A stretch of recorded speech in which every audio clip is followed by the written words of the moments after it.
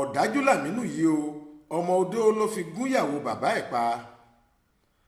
Ọwọ́ iléeṣẹ́ ọlọ́pàá ìpínlẹ̀ Kogi ti tẹ ọkùnrin kan, Idris Aminu, tó fi Ọmọodo gún arábìnrin Salamatu Aminu tí í ṣe ìyàwó bàbá ẹ̀ pa lásìkò tóbìnrin náà sùn lọ́wọ́.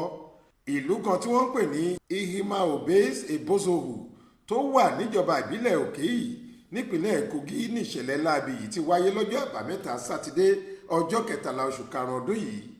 Gẹ́gẹ́ bí ẹni tọ́rọ̀ náà ṣojú ẹ̀ ṣe sọ, ó ní láti bí ọjọ́ mẹ́ta sẹ́yìn ni afurasí yìí ti kọ́kọ́ fẹ́ pa obìnrin náà, ṣùgbọ́n torí kó o yọ lẹ́yìn tó fún un ní májèlé jẹ tí obìnrin ọ̀hún kò sì kú.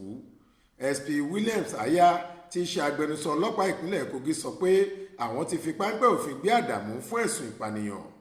Ó ní ọmọ Sàlámọ́tù kan lórí òkú màmá ẹ̀ nínú yàrá wọn. Bí ìròyìn ìṣẹ̀lẹ̀ náà ṣe dé etí ìgbọ́ wa làwọn agbófinró ti gba ibẹ̀ lọ láti fi páńpẹ́ òfin gbé e, ó sì ti wà lágọ̀ọ́ wa báyìí. Àyá ní wọ́n ti bẹ̀rẹ̀ ìwádìí lórí bí ìṣẹ̀lẹ̀ náà ṣe wáyé. Ní kété táwọn bá sì ti parí ìwádìí làwọn yóò fojú afurasí náà balẹ̀ ẹjọ́. Monísọ́lá Sàká ló ṣàkójọ ìròyìn yìí fún iléeṣẹ́ tẹlifíṣàn Aláròye online. Faith Adébọ́lá ló kà á sétí ìgbọ́ yín.